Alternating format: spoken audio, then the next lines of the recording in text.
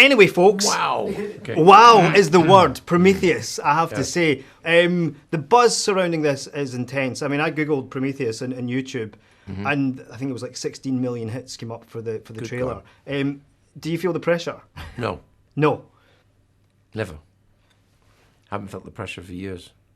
So why now? Why 33 years after Blade Runner make this story? You could have made this 20 years ago, could you not? No. I think because I've done 2 science fiction that landed in kind of the science fiction universe as important, and so I've always been getting bullied into. You get a fan base and they're constantly writing, which is nice, it's great, but they're saying, why don't you make a science fiction movie? And I couldn't really find one, and it wasn't that I wanted of trying, I just couldn't come across anything that I thought was really worthwhile. And then the thing nagged me, which I talked about this morning, was the fact that no one had asked the big question. And I started to think about it and think, well, it doesn't have to be what it appears to be. What you see in what we call the space jockey is actually something else. And that's where I came in with, and Fox said, okay. And they sensibly put us into development, which is spending a little bit of money up front to see what it's going to look like, first of all, before you start spending real money. And then at the same time as having the right to write. So the two comes together, and suddenly you budget it. And then you're on. Because the pre-development thing is what you love, because you came from a design background, isn't it? I love it, yeah. Is that right? Yeah. Yep. So using physical sets, does that make a difference, do you think, to the film? Because George Lucas famously made most of Star Wars prequels against green screen. Ewan McGregor hated it. I know, it's a style.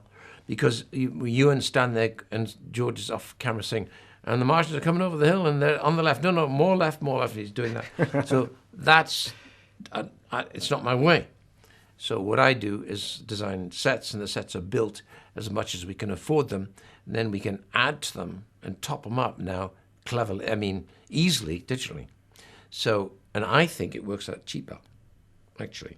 It's economically more viable to build the set than put in the whole than put it all in digitally afterwards.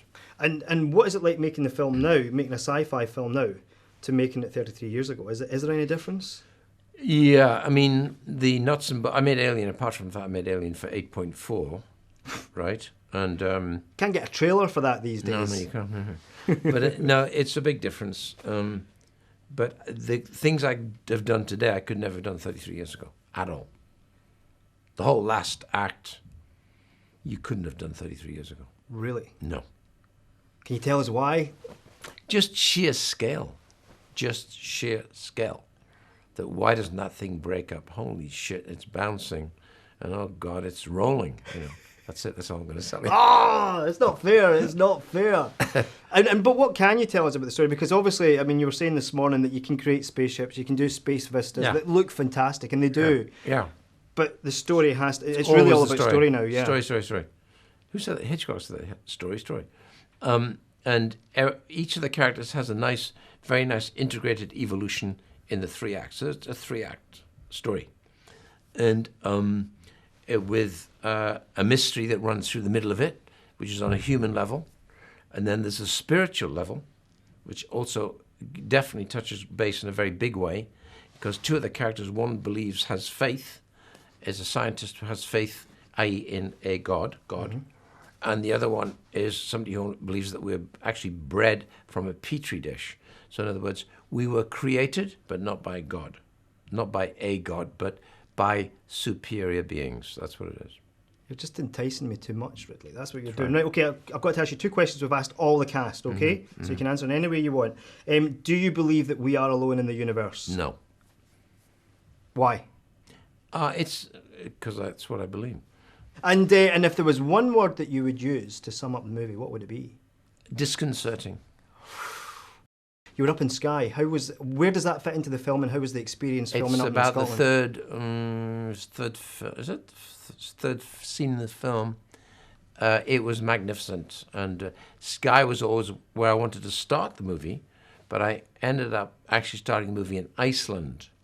But then I still needed somewhere to go after that, and I went to Skye. It's fantastic. And the Old Man of Storr? That's it, yeah, amazing. Those 3 pinnacles are called, Old Man, really amazing.